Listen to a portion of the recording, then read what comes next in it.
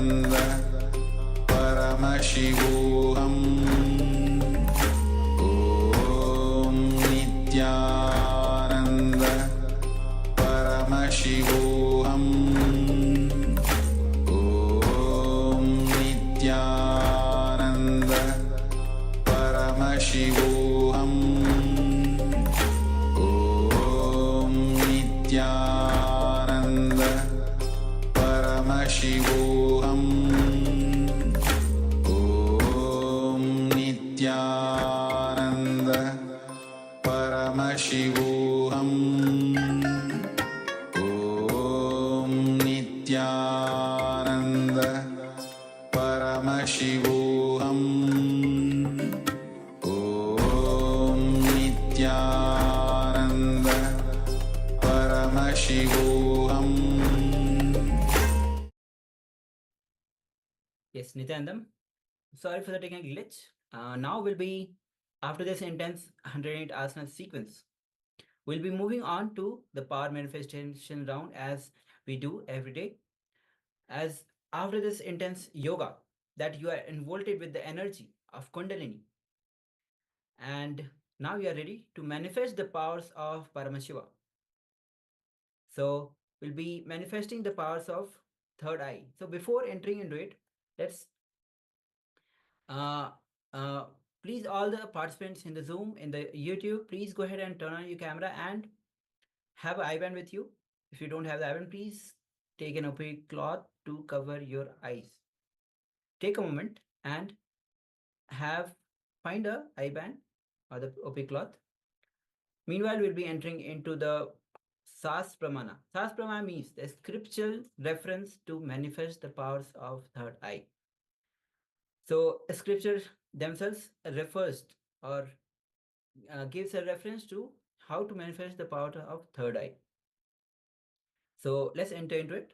Kapalantarmano yasya tishtan militalochanaha kramena manaso dharya lakshaye lakshamuttamam.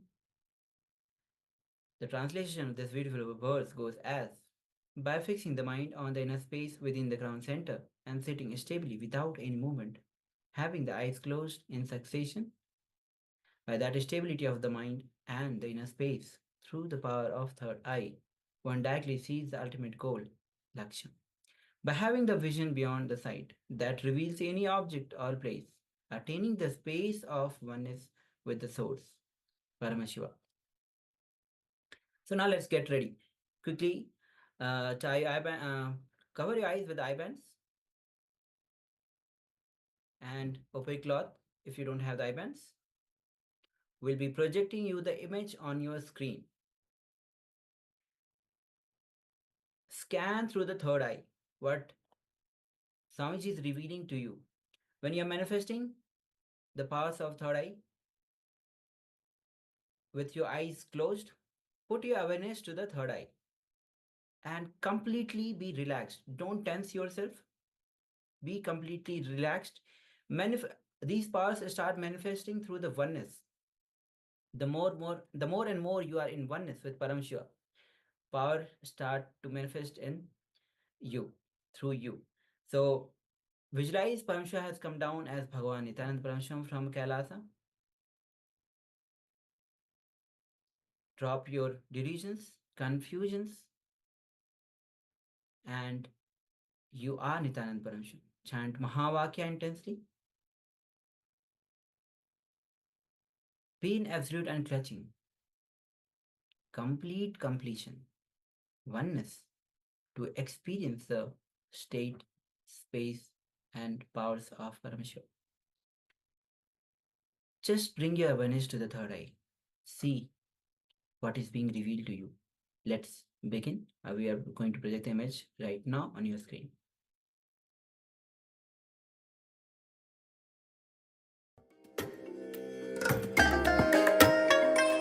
I bless you all.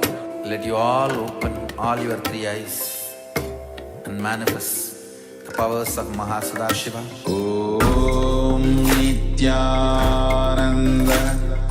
Paramashivoham. Om Nityananda Paramashivoham. Om Nityananda